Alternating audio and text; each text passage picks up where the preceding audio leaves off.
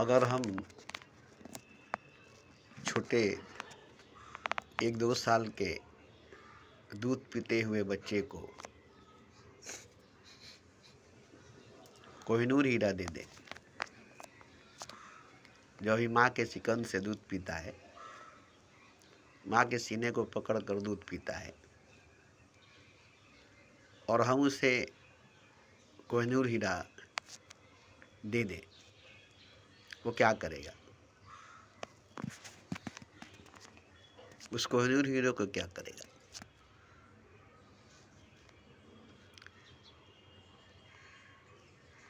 उसके साथ खेलेगा, अगर मन भर जाएगी तो उसे फेंक देगा या उसे कहीं रख देगा।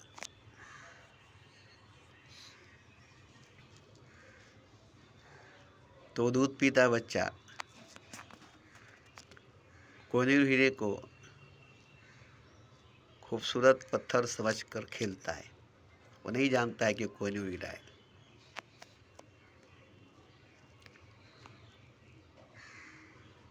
और जो इंसान बड़ा हो गया है मगर उसे कोहिनूर हीरे की पहचान नहीं है और उसे कोहिनूर हीरा मिल जाए तो क्या करेगा? कई रास्ते पर चलते चलते उसके पैरों से ठोकर लगी,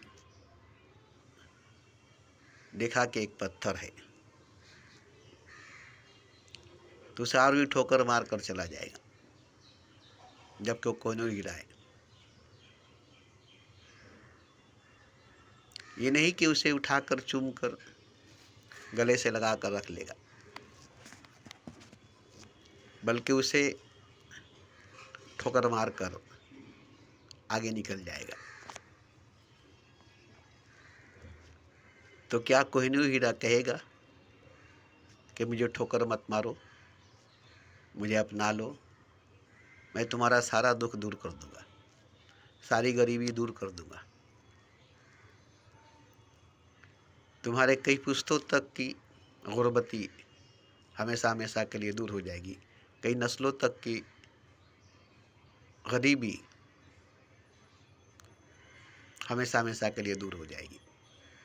तुम मुझे ठुकराओ मत, तुम मुझे ठोकर मत मारो, मैं तुम्हारे चरणों में पड़ा हूँ, मैं तुम्हारे पाँव में पड़ा हूँ।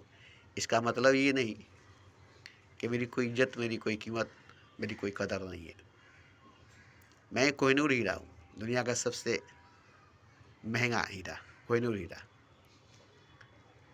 तुम मुझे उठा लो, गले से लगा लो, सीने से लगा लो, मुट्ठी में बांध लो और मुझे लेकर चलो, मैं तुम्हारी किस्मत बदल दूंगा। किसी अच्छे सौदागर के पास जो इसकी अच्छी कीमत दे सकता है। उसके बाद देखो, तुम्हारी 14 पीढ़ी, 14 पुश्त, 14 नस्ल कभी गरीब नहीं होंगे। इतनी कीमत मिल जाएगी तुम्हें। तो इतना सब कुछ वो कहेगा कोहिनूर हीरा, इतना सब कुछ वो कहेगा कोहिनूर हीरा? नहीं, वो कहेगा नहीं।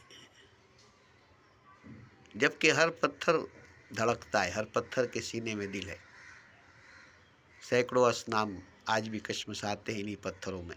हर पत्थर में बुत है और हर बुत में खुदा है। ये कौन जानता है? हर पत्थर में बुत है और हर बुत में खुदा है, ये कौन जानता है? संतरास बस इतना ही जानता है कि पत्थरों के अंदर असनाम है, पत्थरों के अंदर बुत है, मुजस्मा है, मूर्ति है। बस वो इतना ही जानता है। और हर पत्थर से एक मूर्ति निकाल लेगा, एक मुजस्मा निकाल लेगा, हर पत्थर से, क्योंकि हर पत्थरों में एक मूर्ति, एक मुजस्मा है, एक बुत है। बस वो उतना ही तक वो जानता है। बुत खुदा है ये वो नहीं जानता है। मूर्ति भगवान है ये वो नहीं जानता। ये कौन जानता है? जो भगवान का भगत है, जो खुदा का दीवाना है, वही उस बुत को जानता है कि ये बुत नहीं खुदा है। संतरास नहीं जानता। संतरास जानता है कि बुत है। संतरास जानता है कि मूर्ति है, जो पत्थर के अंदर छुपी थी, जो पत्थर के अंदर छुपा था, जिसे हमने तराश कर बाहर निकाल दिया। तो जैसे संतरास अपनी कला से, अपनी कारीगरी से, अपनी छेनी हथौड़ी की चोट से पत्थर के अंदर छुपे हुए मूर्ति को, पत्थर के अंदर छुपे हुए बुत को, पत्थर के अंदर छुपे हुए मुजस्मे को बाहर कर दिया, जाहिर कर दिया, दिखा दिया कि देखो, तुम जिसे पत्थर कहते थे वो बुत है, वो मूर्ति है, वो मुजस्मा है। मैंने अपने छेनी हथौड़ी के चोट से जाहिर किया है, बाहर किया है, प्रकट किया है। मेरे अंदर कला थी, मैं कलाकार था। छेनी हथौड़ी तुम भी ले सकते हो, तुम भी छेनी हथौड़ी से चोट कर सकते हो, मगर वो पत्थर टूट जाएगी, मगर मुजस्मा नहीं बनेगी, बुत नहीं बनेगा, मूर्ति नहीं बनेगी। तुम पत्थरों को तोड़ दोगे, टुकड़े टुकड़े कर दोगे, उसे तुम मुजस्मा नहीं बना सकोगे, उसे तुम मूर्ति नहीं बना सकोगे, उसे तुम बुत नहीं बना सकोगे। ये मेरी कारीगरी है, ये मेरी हुनर है, जिसके तहत मैंने इसी छेनी हथौड़े के चोट से पत्थर के अंदर छुपे मुजस्मे को, बुत को, मूर्ति को बाहर करके ला दिया, जाहिर करके दिखा दिया। तो यहाँ बुतकार की, मूर्तिकार की, संतरास की तारीफ तो होगी, तारीफ तो होगी। मगर वहीं कोई भक्त आ जाए और कहे कि नहीं, ये मूर्ति नहीं, भगवान है, ये मुजस्मा नहीं, परमात्मा है, ये बुत नहीं, खुदा है। तो जैसे मुजस्मा से पहले वो पत्थर थी और संतरास ने कहा कि इसमें एक खूबसूरत मुजस्मा है, तो आम लोगों को अच्छा नहीं लगा। अरे यार, एक पत्थर है और तुम कहते हो कि इसके अंदर एक खूबसूरत मुजस्मा है, तो तुम कैसे कहते हो? तो बोला मैं देखता हूँ, इसलिए कहता हूँ, इसके अंदर एक मूर्ति है, मुजस्मा है, बुत है, जिसको मैं खूब अच्छी तरह से देखता हूँ। मगर आम लोगों को पत्थर ही नजर आएगी, आम लोग पत्थर ही देखेंगे। मगर अपने हुनर से, अपने छेनी हथौड़ी के चोट से उसके अंदर छुपे मूर्ति को, उसके अंदर छुपे बुत को, उसके अंदर छुपे मुजस्मे को बाहर कर देगा, जाहिर कर देगा। लोग उसकी तारीफ करेंगे, वाकई तुम्हारी दृष्टि दूरदृष्टि है, तुम पत्थर के अंदर छुपे मूर्ति को, बुत को, मुजस्मे को देख लिया। और हुनर भी है तुम्हारे हाथ में, जादू भी है तुम्हारे हाथ में, जो इस पत्थर के अंदर से छुपे हुए मूर्ति को, मुजस्मे को, बुत को जाहिर करके दिखा दिया, बाहर करके दिखा दिया, प्रकट करके दिखा दिया। अब वहाँ जब कोई भगत आया, बोला नहीं, ये मूर्ति नहीं है, ये मुजस्मा नहीं है, ये बुत नहीं है, ये तो भगवान है, ये तो खुदा है, ये तो ईश्वर है, ये तो परमात्मा है। अब ये बात संतरास को बर्दाश्त नहीं होगी। वो कहेगा अरे यार, बेजान मूर्ति, बेजान बुत, बेजान मुजस्मा है ये, फिर ये खुदा कैसे है, फिर ये भगवान कैसे है, ये परमात्मा कैसे है, एक प्रतिमा है, एक मूर्ति है, परमात्मा कैसे है? बोला नहीं, ये प्रतिमा परमात्मा है। अब उसे कहेगा अच्छा ठीक है। तो उसने जवाब दिया कि तुम इससे पहले जो पत्थर थी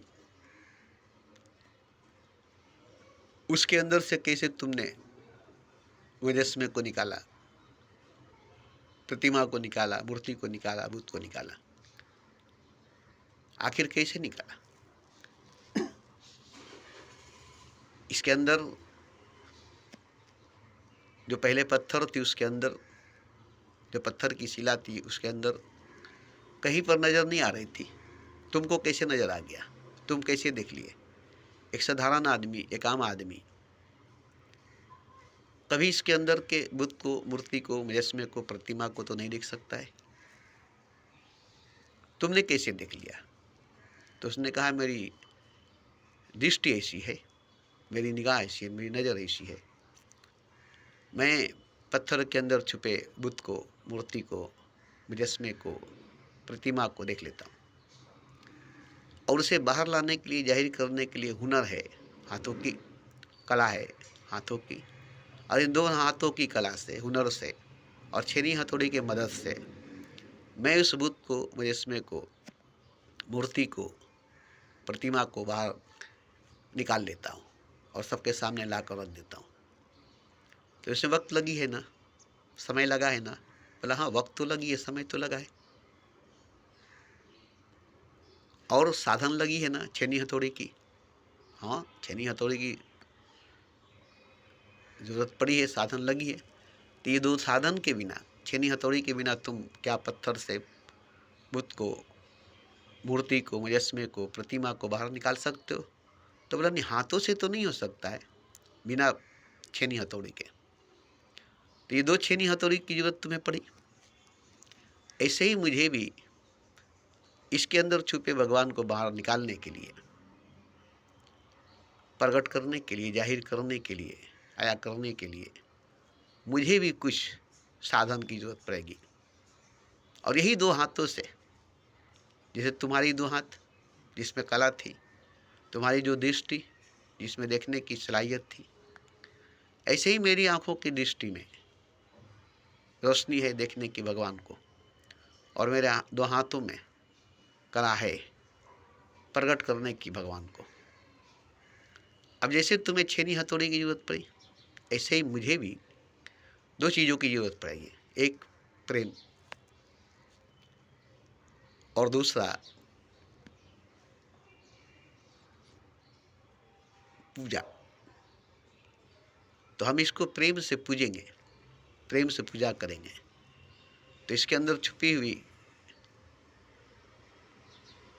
परमात्मा, छुपा हुआ खुदा, छुपा हुआ ईश्वर प्रकट हो जाएगा, जाहिर हो जाएगा। मगर तुम्हारे अंदर जो कला थी और जो छेनी हथौड़ी थी और जो समय था, तो एक मुजस्मे को, प्रतिमा को, मूर्ति को, बुत को जाहिर करने के लिए जो समय लगे थी, तो जो निकला वो क्या है? बुत है, मुजस्मा है, प्रतिमा है, मूर्ति है। तो इतने समय में, इतने छूट करने में, इतनी कलाबाजी दिखाने में इस पत्थर से क्या निकला? एक बुत निकली, मूर्ति निकला, प्रतिमा निकली, मुजस्मा निकला। परमात्मा तो छोटी मोटी चीज है नहीं, परमात्मा छोटी मोटी तो चीज है नहीं कि इतना जल्दी प्रकट हो जाएगा। इसलिए इसमें भगवान छुपा हुआ है, खुदा छुपा हुआ है, परमात्मा छुपा हुआ है।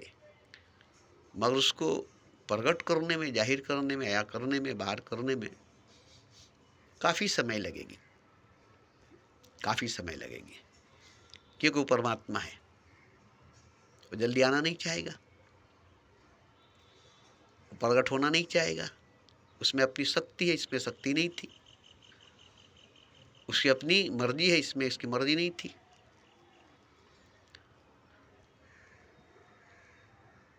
तो पत्थर के शिला के अंदर से मूर्ति को बाहर लाना, मुजस्मे को बाहर लाना, बुत को, प्रतिमा को बाहर लाना संतरास के लिए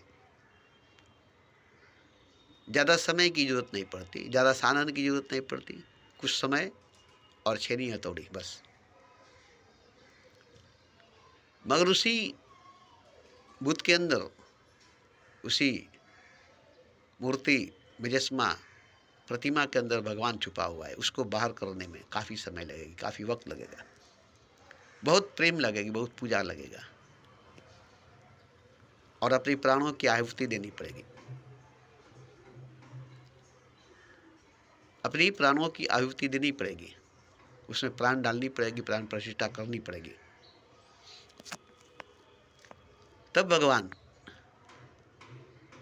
प्रकट होगा, जाहिर होगा, आया होगा। इसमें पूरा जीवन लगेगी, पूरी जिंदगी लगेगी, इसमें पूरी जीवन लगेगी, पूरी जिंदगी लगेगी। और मैं तुम्हें नहीं दिखा सकूंगा, तुम नहीं देख सकोगे कि वो मुझे दिखाई देगा और उसे मैं ही देख सकता हूं। मैं दिखा नहीं सकता हूं, क्योंकि जब मैं इसमें प्राण डालूंगा तो मैं मर जाऊंगा, मेरी मृत्यु हो जाएगी।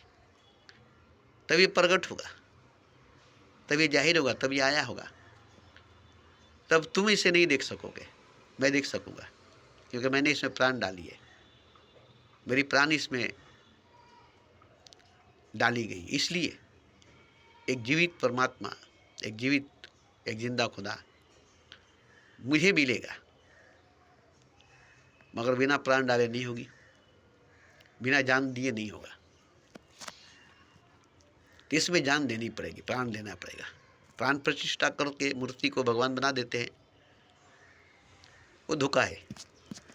मंदिरों में, शिवालयों में मूर्ति की प्राण प्रतिष्ठा करके उसे भगवान मान लेते हैं, मगर वो भगवान होता नहीं है, क्योंकि उसमें प्राण प्रतिष्ठा की जाती है मंत्रों को पढ़ करके, मगर प्राण डाली नहीं जाती है। उसमें अपनी जान डाली नहीं जाती है। कोई भी पुजारी अपना प्राण नहीं डालेगा, प्राण प्रतिष्ठा करेगा, मंत्र पढ़ेगा। कोई भी पुजारी, कोई भी भगत उस मूर्ति में अपना प्राण नहीं डालेगा, अपना जान नहीं डालेगा। इसलिए वो मूर्ति तक रह जाएगा, भगवान नहीं होगा, परमात्मा नहीं होगा। मगर वो परमात्मा है, भगवान है, प्रकट नहीं हुआ है, जाहिर नहीं हुआ है। तो प्रकट करने के लिए, जाहिर करने के लिए दो चीज़ों की जरूरत पड़ेगी, एक गहरा प्रेम और एक गहरी साधना।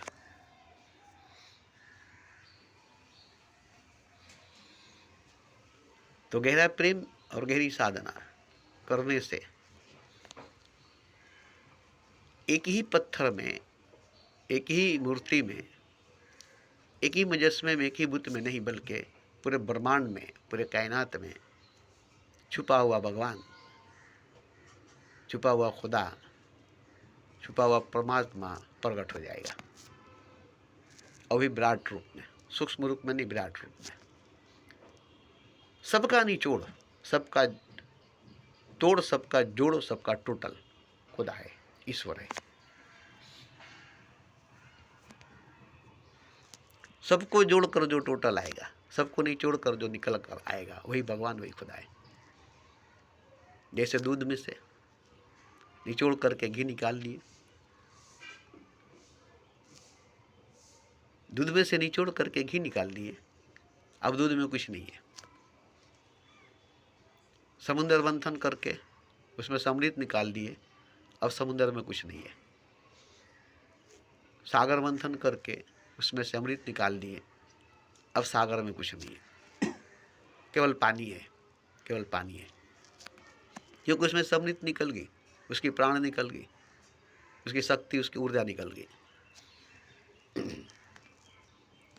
तो इसी तरह से पूरे ब्रह्मांड की, पूरे कायनात की जो प्राण है, जो ऊर्जा है, जो शक्ति है, वही तो ईश्वर है, वही तो ईश्वर है। और आप अगर चाहेंगे कि पूरे ब्रह्मांड से, पूरे कायनात से ईश्वर को, परमात्मा को बाहर करे, प्रकट करे, जाहिर करे, तो उसके बाद ये ब्रह्मांड रहेगी नहीं, ये कायनात रहेगा नहीं।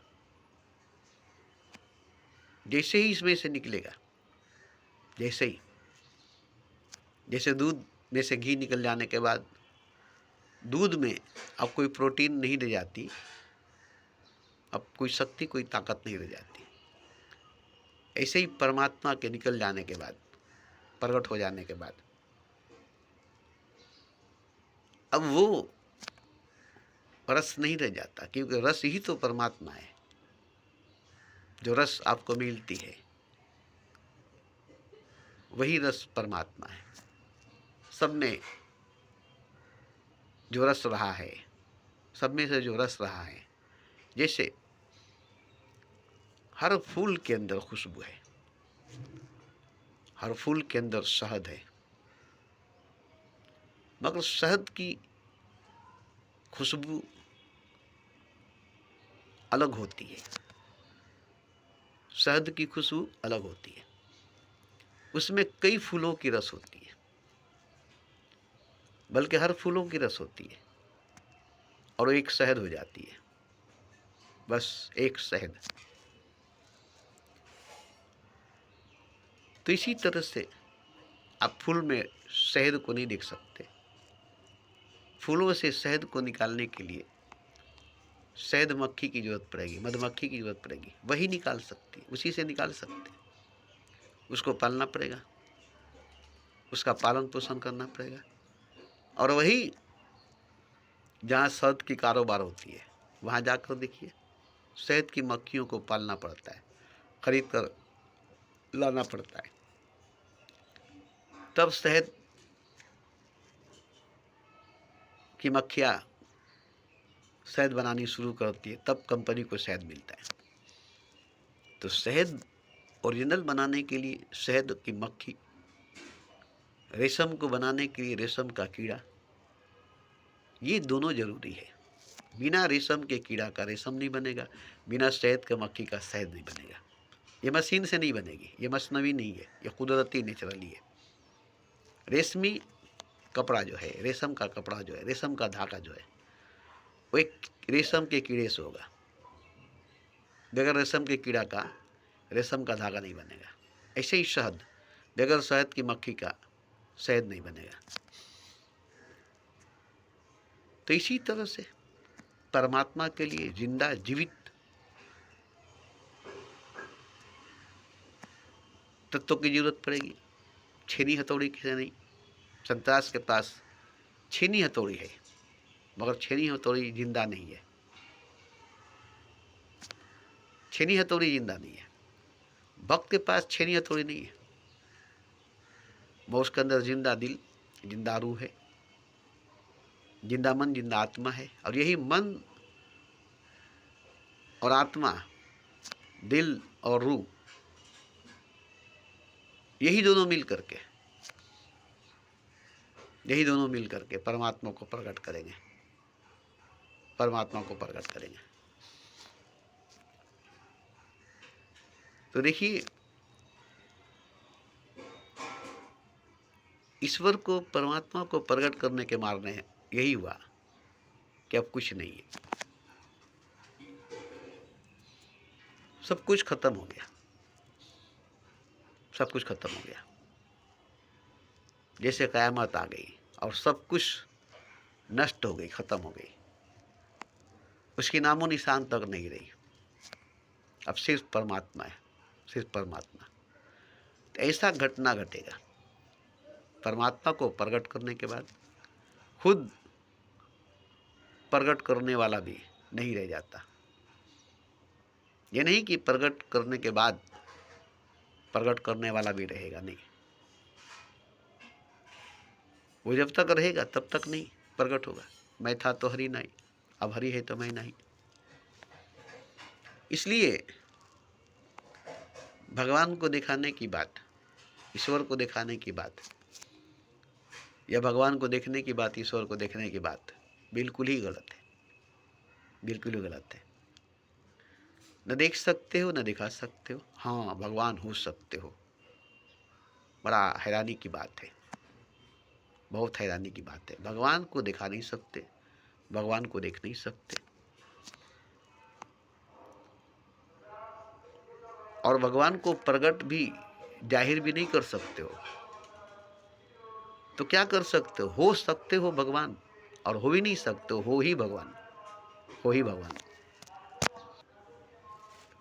अब यहाँ देखिए कि बात बदल गई, एक मोड़ आया, करवट बदल गई। न भगवान को प्रकट करना है, जाहिर करनी है, बल्कि भगवान हो ही, इसको जानना भी नहीं है, इसको जानना भी नहीं, होना है। और होना भी नहीं, हो ही, हो ही। अब किसी को कहा जाए कि तुम भगवान हो ही, सब भगवान है ही, सब कुछ भगवान है ही, ये सब कुछ भगवान ही है, खुदा ही है। जो कुछ तुम देख रहे हो, जो कुछ तुम्हें दिखाई दे रहा है, सब सब ईश्वर ही है, खुदा ही है। तुम भी ईश्वर ही हो, खुदा ही हो। पागल ही कहेंगे और क्या, पागल ही कहेंगे और क्या। ये पागल हो गया है, ये पागल हो गया है। क्यों? कि आप पहले से पागल है, सब पहले से पागल है, और पागल खुद खुदा हुआ है, आप नहीं। खुदा ही खुद पागल हो गया है। अब कोई पागल अगर ठीक हो जाएगा तो पागलों को वो पागल लगेगा। कोई भी पागल पागल खाने में ठीक हो जाएगा तो हर पागलों को वो जो ठीक हो गया है वो पागल लगेगा। अब उसे सारे पागल मिल करके पागल कहेंगे, उसे पत्थर मारेंगे, उसे पागल खाने से भगाएंगे, इसलिए कि हम सबको पागल कर देगा, ऐसी ऐसी बात करेगा जो हमें समझ में नहीं आएगा। अब ये हम सबको पागल कर देगा। पहले ये ठीक था, जैसे हम लोग बात करते थे वैसे ही बात करता था। अब ये पागल हो गया है इसलिए ऐसी ऐसी बात करता है, जबकि अब ये ठीक हो गया इसलिए ऐसी ऐसी बात करता है। मगर सभी पागलों को लगेगा कि नहीं, पहले ये ठीक था, अब ये पागल हो गया है, ऐसी ऐसी बातें करता है। तो ऐसे ही पागल कोई दूसरा नहीं है, पागल खुदा ही है। हर जगह पागल खुदा ही है और कोई दूसरा नहीं है। मगर कहीं वो ठीक हो जाता है तो वही जो पागल खुदा है वही सही खुदा को मारने आ जाता है। तो मैं ये नहीं कहूँगा कि आप हैं, मैं हूँ, सब है और आप पागल हैं, मैं पागल हूँ और सब पागल है, नहीं। पागल खुदा ही है, पागल खुदा ही है। अब कहीं वो ठीक होता है किसी हिस्से में, जैसे पूरा बदन जख्मों से भरा हुआ है, जगह जगह जगह जगह जैसे निकसारी निकल जाती है, गोटी निकल जाती है, टीका निकल जाता है, पूरे बदन में जगह जगह जगह जगह जगह जगह चेचक निकल जाती है। तो सब जगह जख्म ही जख्म, जख्म ही जख्म होते हैं। तो एक जगह अगर ठीक होगा तो पूरे बदन के जख्मों की रस उस पर पड़ेगी और वो फिर वहाँ पर घाव हो जाएगा, फिर से वो जख्म हो जाएगा। तो कोई भी जख्म को ठीक होने नहीं देगा, कि वहाँ जख्मों की तादाद है, वहाँ जख्मों की संख्या है। अब कोई भी जख्म ठीक होगा तो सब मिलकर उसे जख्मी कर देंगे, फिर वो जख्म बन जाएगा। तो देखिए, मैं एक चीज बताना चाहता हूँ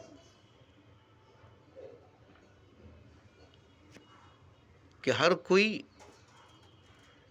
नहीं समझ सकेगा, हर कोई नहीं समझ सकेगा, कोई कोई समझ सकेगा। जैसे मैं भी कभी पागल था, ताकत के नशे में था, अहंकार में डूबा हुआ था। मेरे सामने लक्ष्य बहुत थे, रास्ते बहुत थे, आसान से आसान, सरल से सरल, सहज से सहज। चलने की बात ही नहीं थी, बैठे बैठाए, कदम उठाने की जरूरत नहीं थी, बस बैठे बैठाए, सिर्फ आंख खोलने की जरूरत थी, नींद तोड़ने की जरूरत थी, बेहोशी को तोड़ने की जरूरत थी, बस इतनी जरूरत थी। मगर मैंने नींद को नहीं तोड़ा, बेहोशी को नहीं तोड़ा, ख्वाब को, सपने को नहीं तोड़ा, भ्रम को, वहम को नहीं तोड़ा, अहंकार को नहीं तोड़ा। इसे बचाए रखना चाहा, क्योंकि इसी से तो मैं बचा था, यही तो मुझे बचा कर रखा था। अगर ये टूट गया तो मैं टूट गया। जैसे किसी जादूगर की जान किसी तोते में है, वो अगर मर गया तो जादूगर मर गया। जैसे रावण की प्राण उसके नाभि में थी और कहीं भी मारा गया तो नहीं मरा, नाभि में मारा गया तो मर गया। ऐसे ही तो उस वक्त 21 साल की उम्र थी। मैं अपनी ताकत की वजह से, अहंकार की वजह से खतरनाक रास्ता चुना, सरल, आसान, सहज नहीं, नामुमकिन से नामुमकिन काम को मुमकिन करना, जहर को अमृत करना, कांटे को फूल करना, पत्थर को फूल करना, आग को पानी करना। मुझे यही अच्छा लगा, बुत को खुदा करना, पत्थर को भगवान करना। अब ये मेरे अंदर जिद पकड़ ली,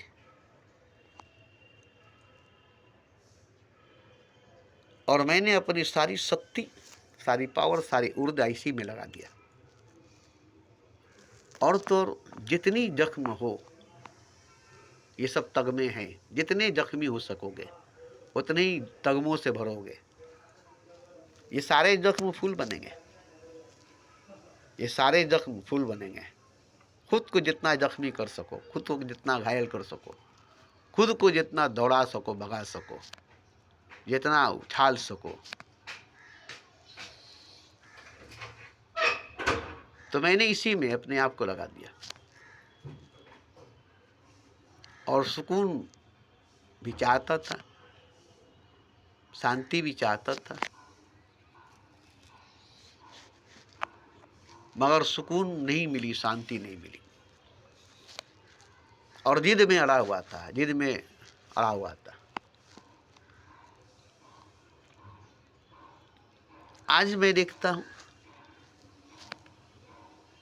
मेरे पास ताकत नहीं है, अहंकार नहीं है, न शक्ति है न अहंकार है, क्योंकि शक्ति की वजह से अहंकार थी, शक्ति ही नहीं तो अहंकार कहाँ से होगी। मेरे पास कुछ भी नहीं है, थोड़ी सी समय बची है, थोड़ी सी जीवन बचा है, चलने फिरने के लायक ताकत बची है, देखने सुनने के लायक, बोलने के लायक शक्ति बची है। आखिरी समय में आकर खड़ा हूं। अब मेरे पास कुछ नहीं है, न ताकत, न घमंड, न ताकत, न अहंकार। अभी जो जीवन मेरे सामने है, नॉर्मल, सरल, सहज, आसान, अब मैं देख रहा हूं जैसे ईश्वर को, खुदा को चारों तरफ, हर तरफ, हर जगह। पहले मैं नहीं देख पाता था, पहले मुझे दिखाई नहीं देता था, पहले कहीं ईश्वर ही नहीं था, मुझे ईश्वर बनाना पड़ा। खुदा ही नहीं था, खुदा बनाना पड़ा, क्योंकि मुझे सजदी करनी थी, पूजा करना था। इसके लिए मुझे नकली खुदा, नकली भगवान जरूरी था, इसलिए मुझे जिद से एक खुदा बनाना पड़ा अपने लिए। जैसे सबने बनाया है वैसे मैंने भी बनाया, अपना सब कुछ लगा दिया एक खुदा को बनाने में, एक को खुदा बनाने में। और जब सब कुछ लगा दिया, सब कुछ लुटा दिया, तो होश में आया, नींद से बाहर आया, सपने से बाहर आया, जाग गया। तब मैं देख रहा हूं, चले मैं एक खुदा बनाने में पूरी जीवन लगा दिया, पूरी जिंदगी लगा दिया, जबकि यहाँ खुदा ही खुदा मौजूद है, वो भी ओरिजिनल, रियल, हकीकत, सच खुदा, मेरा बनाया हुआ, किसी का बनाया हुआ नहीं, जो पहले से हमेशा से खुदा है, वो खुदा।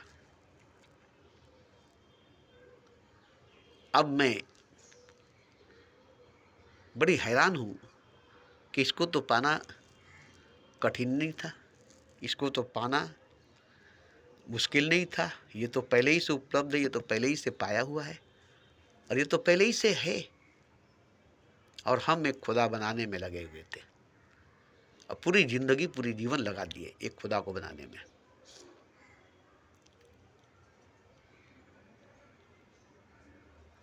अब मुझे रियल खुदा, सच्चा खुदा, हकीकी खुदा, जो मेरा बनाया हुआ खुदा नहीं है, जो किसी का बनाया हुआ खुदा नहीं है,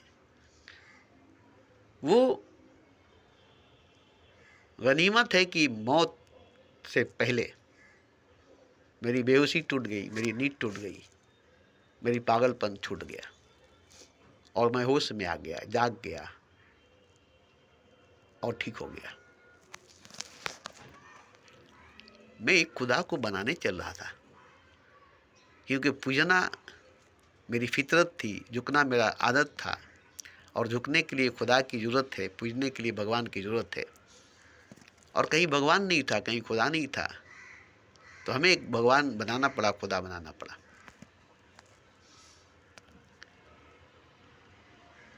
मगर हमें जागना पड़ा, होश में आना पड़ा, इसी में जागना पड़ा, होश में आना पड़ा। जब जागा, होश में आया, तो वो खुदा मैंने देखा, वो खुदा मैंने देखा जो किसी का बनाया हुआ नहीं है, किसी मंदिर, किसी मस्जिद में बैठा हुआ नहीं है, किसी मंदिर मस्जिद का कैदी नहीं है, किसी मंदिर मस्जिद में बंधा हुआ नहीं है।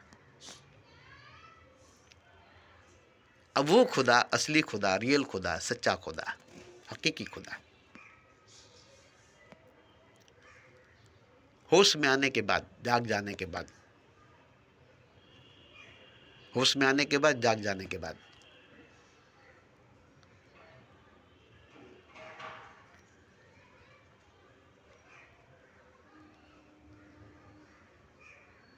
पहले से मौजूद है, पहले से मौजूद है, हमेशा से मौजूद है, और उसकी कोई वजूद नहीं, कोई आकार नहीं, लावजूद और निराकार है।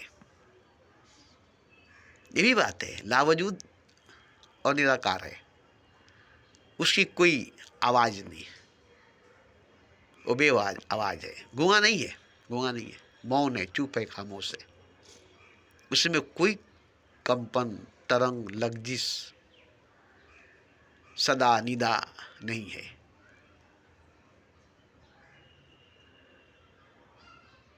मौन है बस, चुप है बस, खामोश है बस, शब्द नहीं, लफ्ज़ नहीं, अल्फाज नहीं, कोई बात, कोई गुफ्तगू नहीं, गहरी खामोशी, गहरा मौन, अटूट खामोशी, अटूट मौन, जो कभी टूटेगी नहीं, जो कभी टूटेगी नहीं। तो ये मुझे अब मिला, जब सब कुछ लुटा दिया और होश में आ गया। सब कुछ लुटा के होश में आए तो क्या मिला? सब कुछ लुटा के होश में आए तो क्या मिला? मुझे तो खुदा मिला, आपको क्या मिला? मुझे तो खुदा मिला, आपको क्या मिला? सब कुछ लुटा के होश में आया तो मुझे खुदा मिला। ये नहीं कि कुछ बचा करके खुदा मिला, जब मैं खुद बचा तो खुदा मिला, न बचा कर मिला न बच कर मिला, मिट कर और मिटा कर मिला।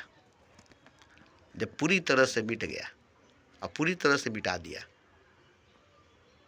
सब कुछ लुटा दिया, पूरी तरह से मिट गया, पूरी तरह से मिटा दिया, तब मुझे खुदा मिला, तब मुझे खुदा मिला। और आप खुदा को खोजते हैं सब कुछ बचा करके, खुद को बचा करके। मैं था तो हरि नहीं, अब हरि है तो मैं नहीं।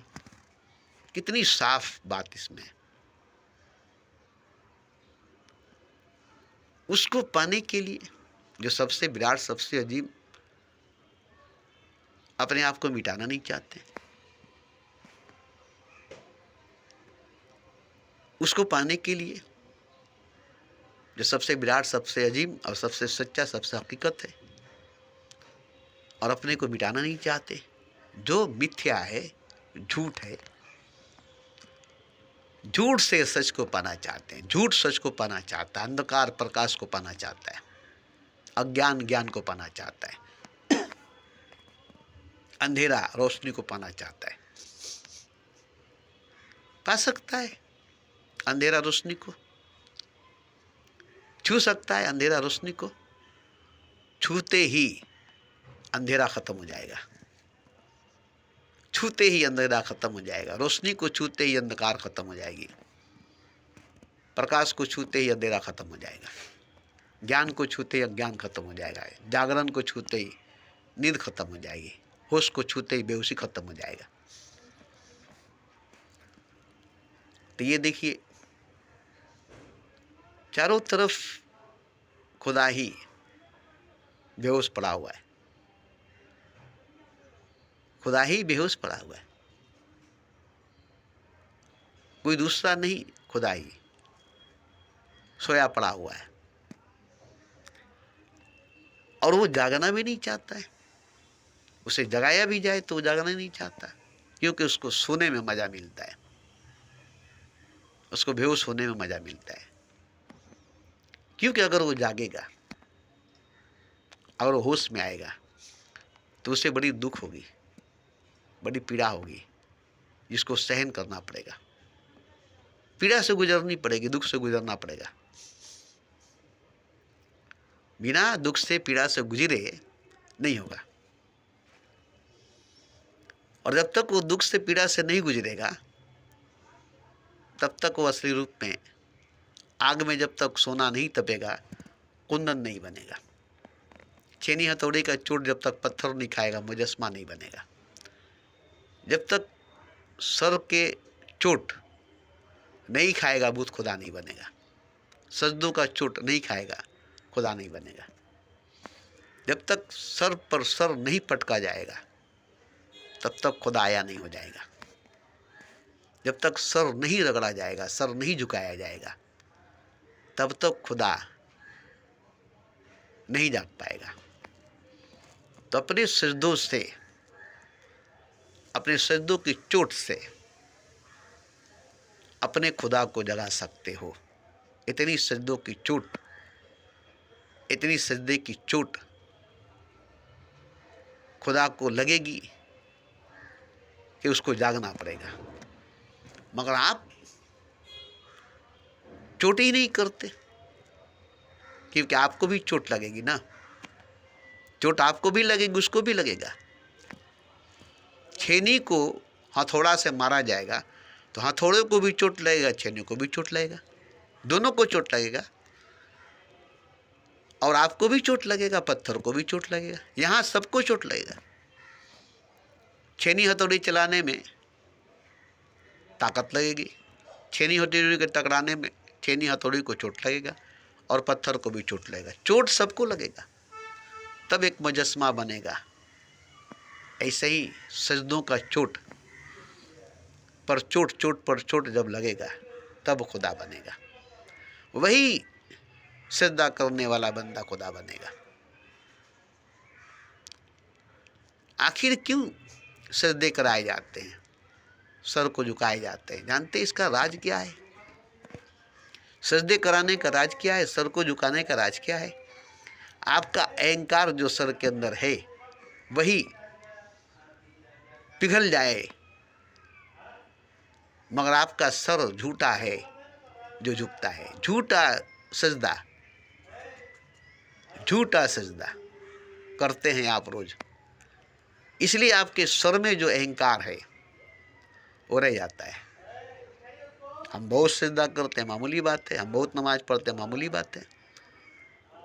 हम कहाँ सजदा करते हैं, हम कहाँ नमाज पढ़ते हैं, हमें तो कुछ पता ही नहीं। ये तो सर है जो झुक जाता है, ये तो सर है जो गिर जाता है। हम कहाँ झुकते हैं, हम कहाँ गिरते हैं? ये अहंकार है। अगर ये अहंकार मिट जाए तो आपका सर ऊपर ही रहेगा, गर्दन झुकी रहेगी, आपका सर ऊपर ही रहेगा, दिल झुकी रहेगी, आत्मा झुकी रहेगी, बुद्धि झुका रहेगा, आप झुके रहेंगे। फिर सजदों की जरूरत नहीं पड़ेगी, सर पटकने की जरूरत नहीं पड़ेगी, सजदा करने की जरूरत नहीं पड़ेगी, क्योंकि आपने पूरी तरह से झुका दिया अपने आप को, पूरा का पूरा उड़ेल कर रख दिया अपने आप को, पूरा का पूरा गिरा दिया, सरेंडर कर दिया, आत्मा समर्पण कर दिया। तब जा कर के आप ही खुदा हैं, आपके अहंकार मिट गई, आपका अहंकार मिट गया। देखिए बहुत बड़ी बात है, झुकने वाला ही खुदा बनता है। जब झुकता है खुद के आगे, अपने आगे, तब वो खुदा बनता है। खुद को झुका करके, खुद ही झुक करके, तब वो खुद ही खुदा बनता है। खुदा बनने के लिए झुकना पड़ता है, और आप बंदा बनने के लिए झुकते हैं। आप समझते हैं कि हम खुदा के बंदा बनने के लिए झुकते, नहीं। यहाँ आपको झुकाया जाता है खुदा बनने के लिए, आप झुकते हैं बंदा बनने के लिए। सजदे का राज समझिए, आपको झुकने पर मजबूर किया जाता है बंदा बनने के लिए, नहीं खुदा बनने के लिए। और आप झुकते हैं बंदा बनने के लिए, खुदा बनने के लिए नहीं।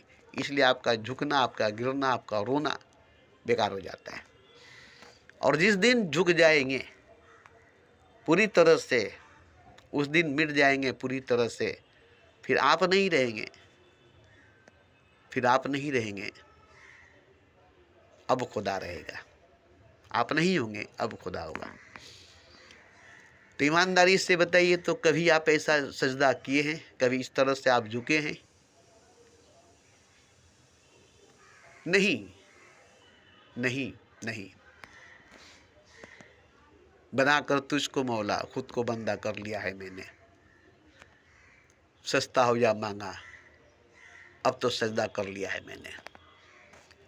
तो यहाँ कहीं ना कहीं पागलपन, दीवानगी है, और वो भी खुदा की है। और पागल दीवाना खुद खुदा ही है, कोई दूसरा नहीं है, कोई और नहीं है। और मैं इसीलिए किसी से नहीं खुदा से कहता हूँ, किसी को नहीं खुदा के कहता हूँ। आप समझते हैं कि मुझको कहता है, मुझसे कहता नहीं। आप तो हो ही नहीं, आप तो हो ही नहीं।